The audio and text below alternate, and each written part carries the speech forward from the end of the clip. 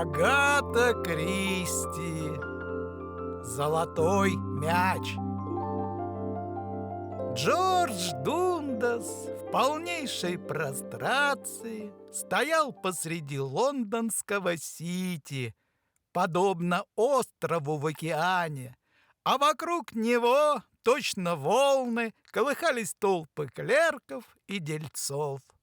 Но невероятно элегантный, в своем безупречно отглаженном костюме, Джордж не обращал на них никакого внимания, ибо мучительно соображал, что же ему делать дальше. А случилось вот что. Между Джорджем и его богатым дядей Эфраимом Лидбеттером произошел неприятный разговор. Точнее, говорил главным образом мистер Лидбеттер.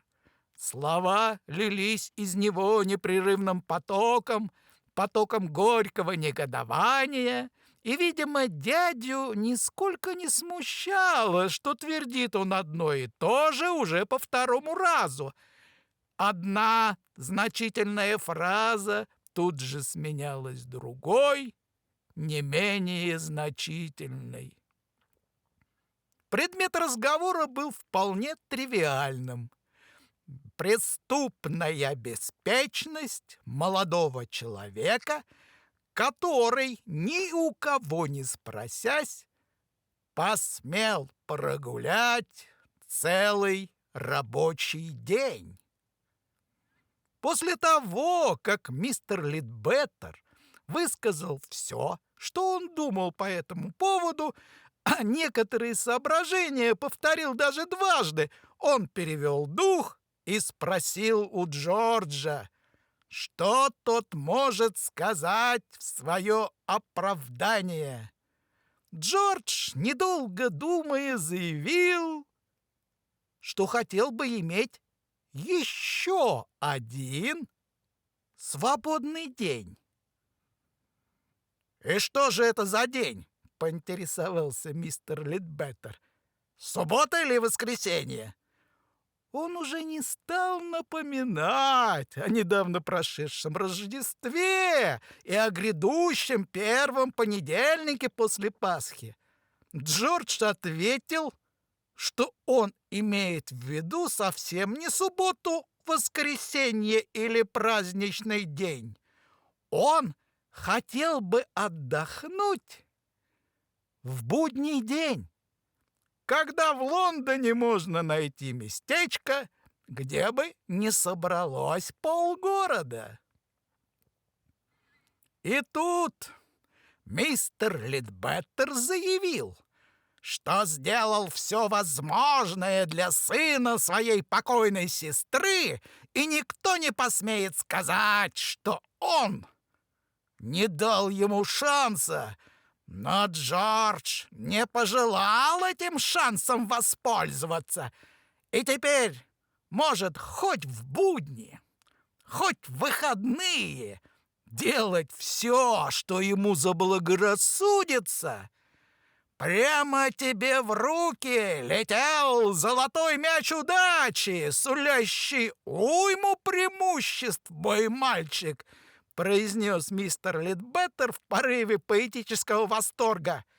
А ты не стал его ловить. Джордж ему ответил, что, по его мнению, он как раз его поймал и решил воспользоваться преимуществами. И тогда восторг мистера Лидбеттера вмиг иссяк, сменившись гневом, и Джорджу было приказано убираться. Итак, Джордж пребывал в полнейшей прострации и все пытался предугадать, смягчится ли его дядя или нет. Чем вызван этот гнев? Любовью, которая все еще теплится в дядиной душе, или холодной неприязнью? И как раз в этот момент Голос, который он сразу бы узнал из тысячи прочих голосов, небрежно произнес: «Привет!» Длинная спортивная машина алого цвета притормозила возле него.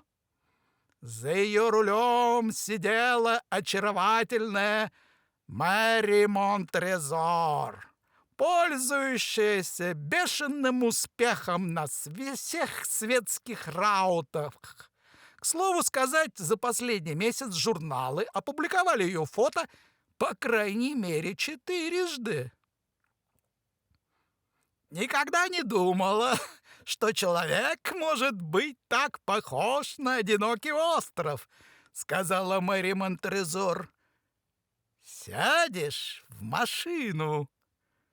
«С огромным удовольствием», — без колебаний сказал Джордж и сел рядом с ней. Они ехали очень медленно, так как машин в этот час было видимо-невидимо. «Как я устала от этого Сити!» — сказала Мэри Монтрезор. «Я специально приехала посмотреть, что это такое. Я еду обратно в Лондон». Не смея спорить с ней по поводу столь необычных географических определений, Джордж сказал, что это блестящая идея.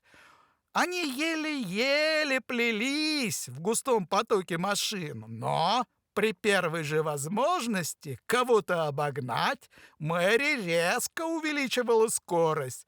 Джорджу показалось, что она слишком лихо все это проделывает, так недолго и кого-нибудь угробить. Но решил не вступать с ней в спор и предоставил своему очаровательному шоферу вести машину так, как она того хочет. Мэри первая нарушила молчание, как раз в момент крутого поворота на углу Гайд-парка.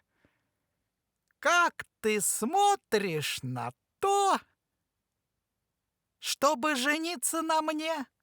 — небрежно спросила она. Джордж невольно охнул.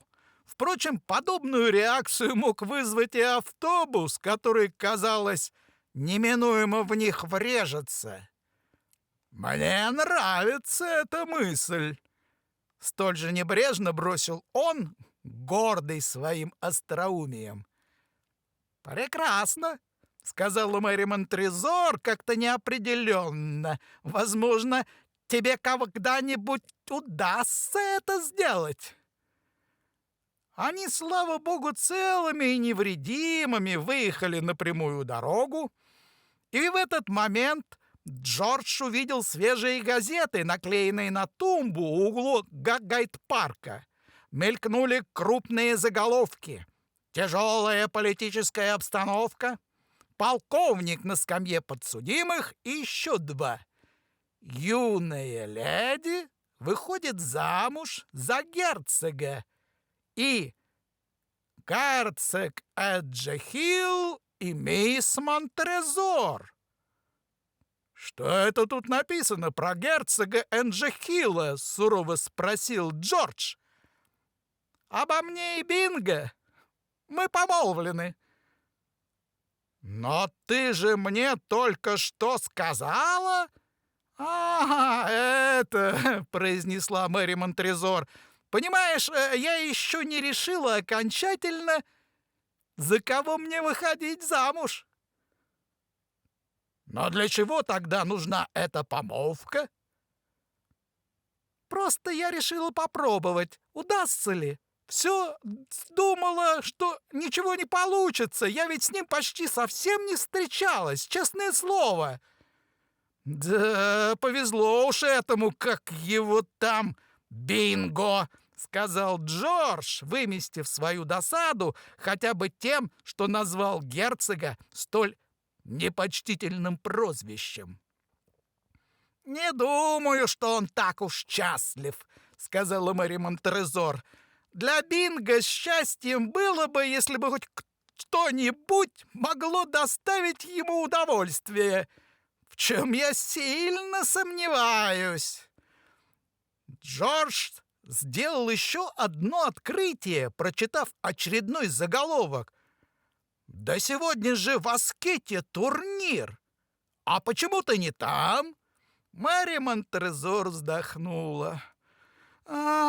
Решила немного отдохнуть», — жалобно произнесла она. «Вот и я тоже», — понимающе отозвался Джордж. «А в результате мой дядя выгнал меня, обрекая на голодную смерть». «Значит, если мы поженимся, — сказала Мэри, — мои 20 000 годовых очень даже пригодятся. Это позволит нам жить в своем доме и даже с некоторым комфортом», — заявил Джордж. «Если уж заговорили о доме, — сказала Мэри, — то давай поедем за город и подыщем себе хорошенький домик». Предложение было заманчивым. Они перебрались через мост Патни, доехали до Кингстона, и тут со вздохом облегчения Мэри нажала на акселератор. Очень скоро они докатили по загородному шоссе. Через полчаса Мэри картинным жестом скинула руку, на что-то указывая. Прямо перед ними, у подножия холма, стоял домик.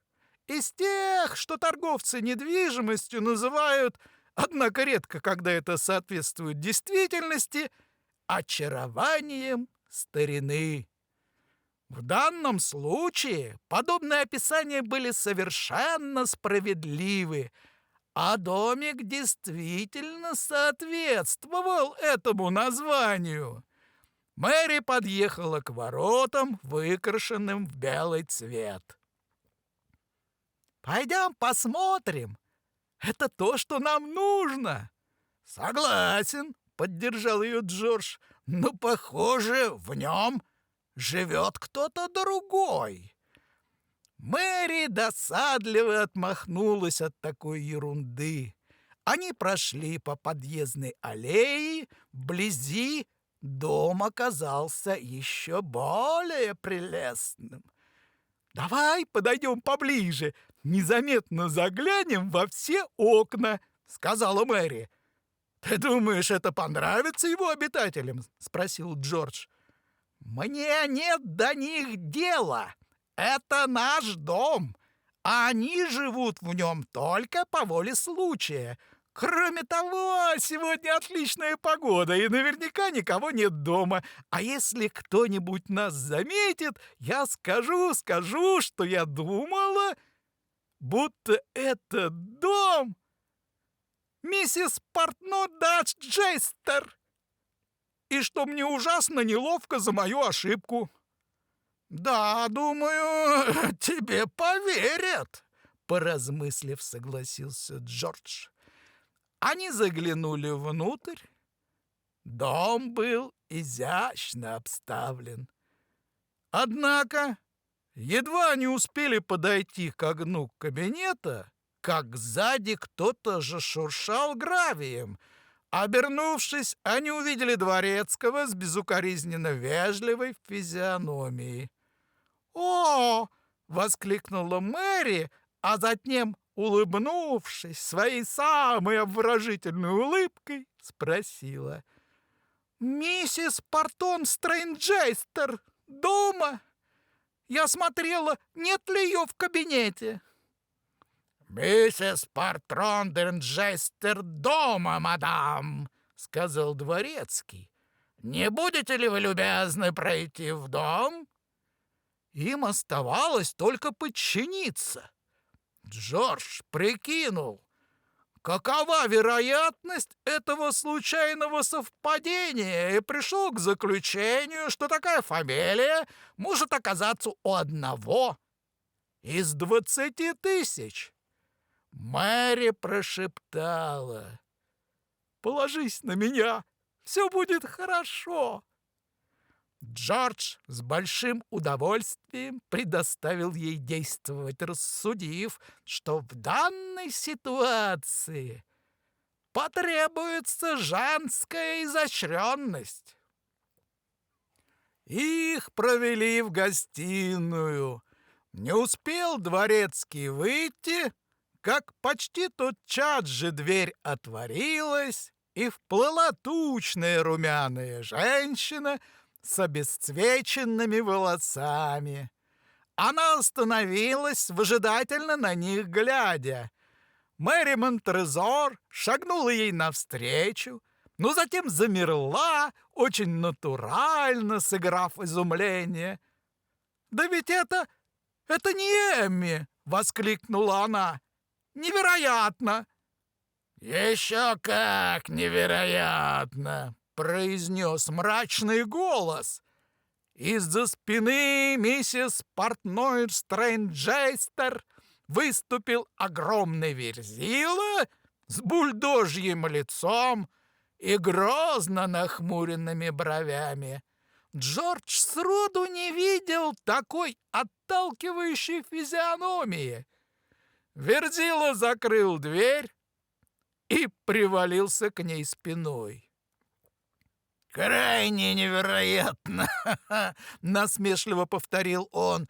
«Но, полагаю, мы разгадали ваш нехитрый фокус». Неожиданно в его руках появился чудовищных размеров револьвер. «Руки вверх! Я сказал, руки вверх! Обыщи их, Белла!» Читая детективные романы, Джордж часто пытался представить, что ощущает человек, когда его обыскивают. Теперь представил. Белла, а вовсе никакая не миссис Портондер-Стрейджер, довольным тоном доложила, что оружия у них с Мэри нет. «Кажется, вы считаете себя большими хитрецами, не так ли?» — усмехнулся мужчина. «Решили прикинуться эдакими овечками. Вы совершили роковую ошибку, заявившись сюда. Едва ли вашим родственникам и знакомым еще доведется вас увидеть. Эй, ты!» — воскликнул он, когда Джордж попытался пошевелиться. «Прекрати свои штуточки! Я убью тебя, не раздумывая!» «Джордж, будь осторожен!» — дрожащим голосом произнесла Мэри. «Хорошо», — с чувством сказал Джордж. «Я буду очень осторожен». «А теперь вперед!» — приказал Верзила. «Открой дверь, Белла! Вы оба руки за голову, дама первая, так будет надежнее. Я пойду последним, марш на лестницу!» Они покорно побрели через холл к лестнице. А что еще они могли сделать? Высоко держа руки, Мэри поднялась по ступенькам. Джордж следовал за ней. Позади него шел головорез с револьвером в руке. Мэри ступила на лестничную площадку и повернула за угол. В этот момент Джордж резко ударил ногой идущего сзади со всей силы. Тот упал навзничь на ступеньки. В ту же секунду Джордж обернулся и бросился на него, упершись коленом в грудь. Правой рукой он подобрал револьвер, который Верзила выронил при падении. Белла взвизгнула и скрылась за дверью гостиной. Мэри сбежала по лестнице. Лицо у нее было белое, как мел. «Джордж, ты убил его?» Мужчина лежал совершенно неподвижно.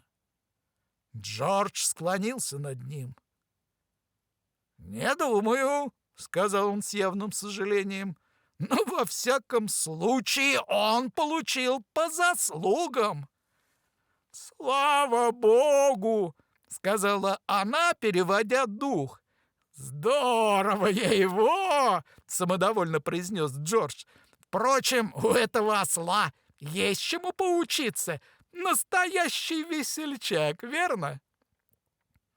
Мэри потянула его за руку.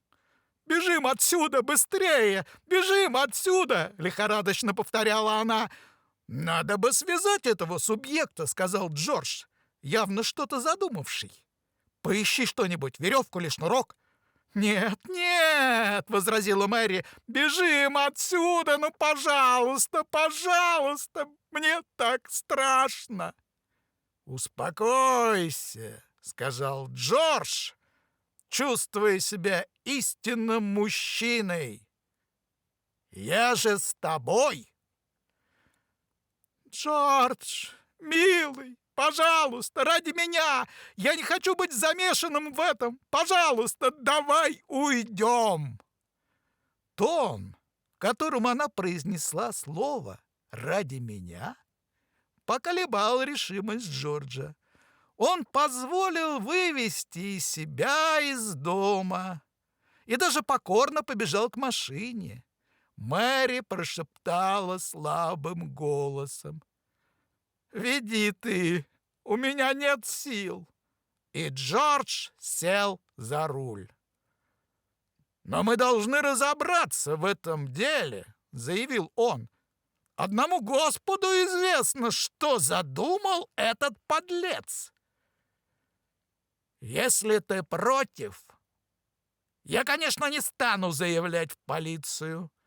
Попробую сам разобраться. Я должен вывести их на чистую воду». «Нет, Джордж, не делай этого! Это же настоящее приключение, как в кино! И ты хочешь, чтобы я все это бросил? Никогда в жизни!» «Вот не думала, что ты такой кровожадный!» — проговорила Мэри со слезами на глазах. «Я не кровожадный! Не я все это начал! Какая неслыханная подлость пугать людей этаким здоровенным револьвером! Кстати,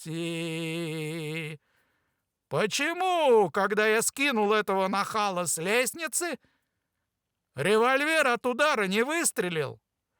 Джордж остановил машину и выудил револьвер из бардачка, куда он его положил. Осмотрев его, он присвистнул. «Ну и ну, черт меня подери! Эта штуковина не заряжена! Если бы я знал!» Он замолчал, погрузившись в задумчивость. «Мэри, все это очень странно!»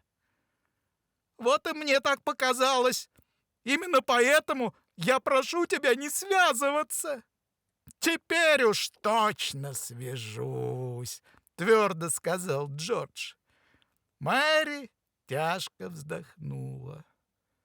«Ладно», — сказала она, — «придется все тебе рассказать.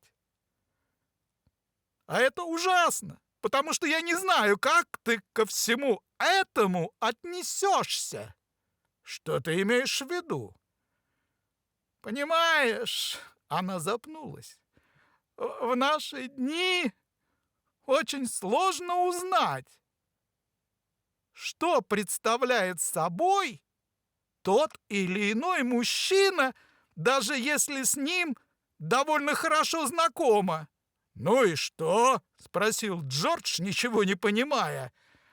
«А для девушки очень важно знать, ну как поведет себя ее избранник в предвиденной ситуации, сохранит ли он присутствие духа, насколько он смел и предприимчив. Обычно, когда узнаешь, бывает уже слишком поздно. А случай для такой проверки может подвернуться лишь через несколько лет после свадьбы. Все, что тебе удастся узнать, как он танцует, способен ли быстро поймать такси, если вдруг пойдет дождь. Между прочим, все это тоже неплохо уметь, отметил Джордж. Да, но каждая девушка хочет чувствовать, что мужчина — это мужчина. Великое, широко раскинувшееся пространство, где мужчины являются мужчинами, рассеянно процитировал Джордж. Именно. Но у нас в Англии нет широко раскинувших пространств, поэтому нужно создать соответствующую ситуацию искусственно. Вот я и создала. Так значит, ну да, это мой дом. Мы туда приехали не случайно, а по моему плану. И этот мужчина, которого ты чуть не убил. Да? Это Руби Уэллис, киноактер. Кроме того, он занимается боксом. Очень приятный и добрый человек. Я наняла его. Белла его жена. Поэтому я так и перепугалась. Ты же мог его убить. Естественно, револьвер не был заряжен. Это театральный реквизит. О, Джордж, ты очень сердишься на меня. Я первый, кого ты подвергла такой проверке. О, нет. Их было... Дай-ка я вспомню... 9,5. И кто же не потянул даже на целого мужчину? Полюбопытствовал Джордж. Бинго, коротко ответила Мэри. И никто из них не пробовал легаться как мул? Нет. Некоторые сначала угрожали, некоторые сразу уступали. Но все до одного в конечном итоге покорно направлялись наверх, там нас связывали и вставляли в рот кляп. Затем, естественно, я начинала действовать, как в книжках, освобождалась от своих веревок, развязывала своего спутника, и мы уходили. Дом, само собою, был пуст. И никто ничего не заподозрил? Нет. Ну, в таком случае, любезно сказал Джордж, я тебя прощаю. Спасибо, Джордж, кротко сказала Мэри. Но сейчас меня интересует другое. Куда мы едем?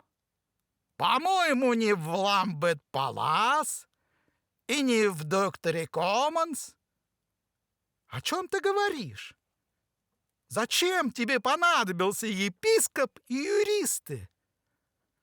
Пусть выдадут мне свидетельство особое, подтверждающее мой статус жениха, а то ты обожаешь с кем-нибудь обручаться и тут же делать предложение очередному претенденту на звание Супермена.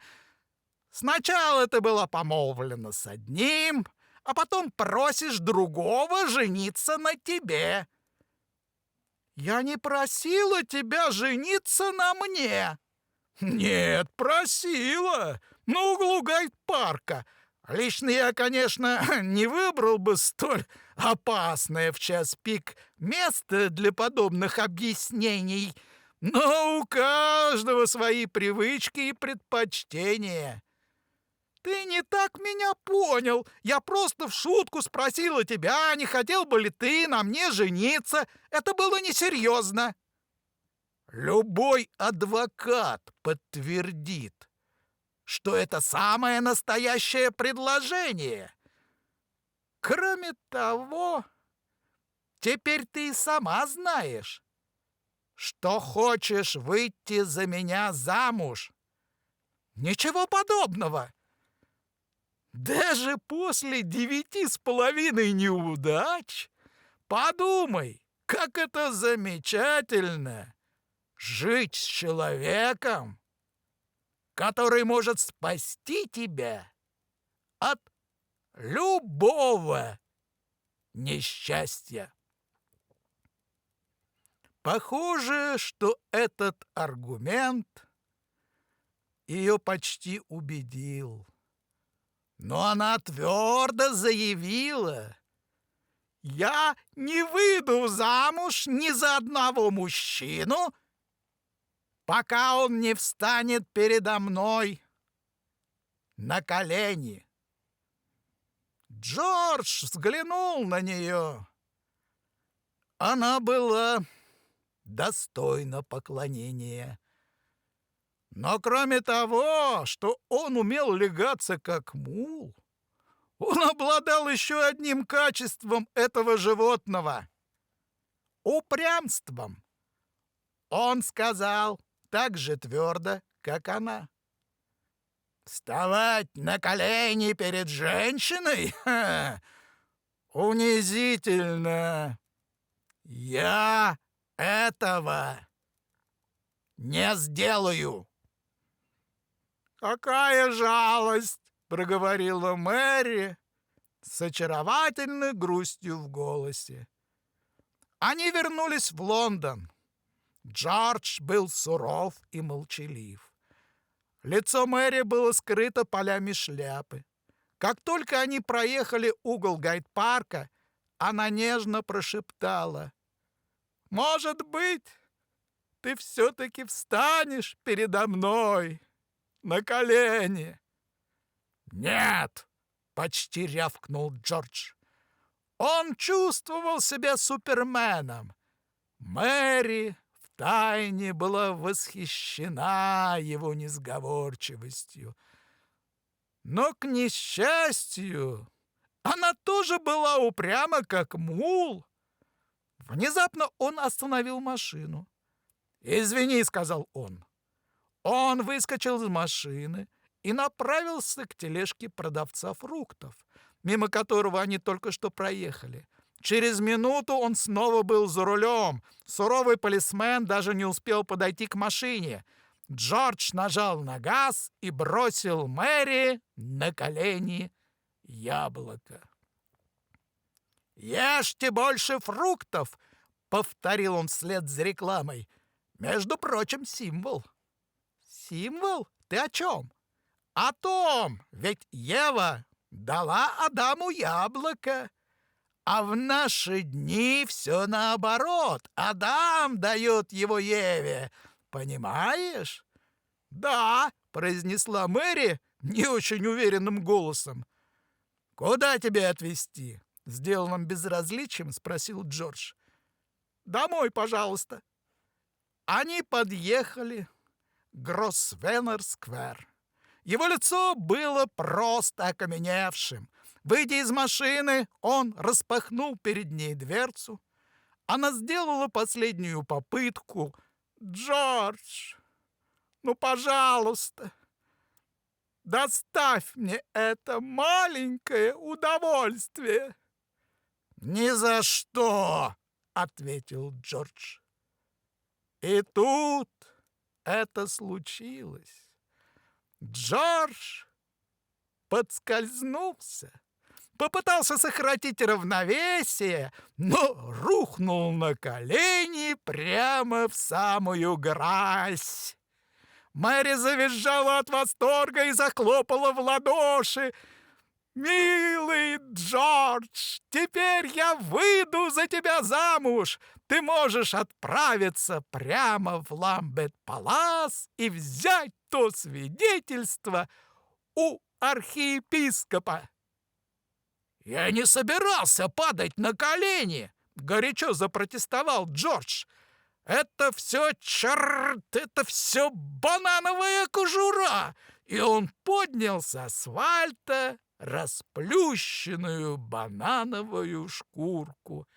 «Неважно, — заявила Мэри, — что сделано, то сделано, и все из-за этой счастливой банановой кожуры. Ты ведь хотел сказать, что это была счастливая банановая кожура!» «Что-то в этом роде», — подтвердил Джордж.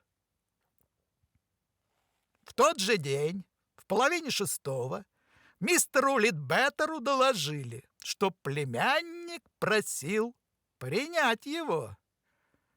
«Пришел с повинной», — решил мистер Литбеттер. «Кажется, я был очень резок с мальчиком». Но это только пошло ему на пользу. И сказал, что примет Джорджа. Джордж легкой походкой вошел в комнату. «Я хотел поговорить с тобой, дядя», — сказал он. «Сегодня утром ты поступил со мной несправедливо. Что ты скажешь на то, что молодой человек моего возраста, от которого отказались родственники и которого выкинули на улицу в 11:15, к 5:30 сумел найти себе годовой доход в 20 000 фунтов? Мне это удалось. Ты сумасшедший, мой мальчик?» «Я не сумасшедший, а находчивый. Я собираюсь жениться на очаровательной и богатой девушке из приличной семьи. Более того, ради меня она бросила герцога. Жениться из-за денег? Я бы никогда не подумал о тебе ничего подобного. И был бы совершенно прав. Я бы никогда не решился сделать ей предложение, если бы она сама, по счастью, не сделала его мне. Правда, она потом отказалась, но я заставила ее изменить свое решение. И знаешь ли ты, дядюшка, как я это сделал? Истратив всего 2 пенса, я сумел удержать золотой мяч. Удачи! Всего 2 пенса? Спросил мистер Литбеттер, заинтересовавшись финансовой стороной дела. Потому что банан стоит 2 пенса. Кто бы мог подумать, что банан. Кстати, где получают свидетельство о браке, дядюшка? В Ламбет-Паласе или в Докторе Коммонсе?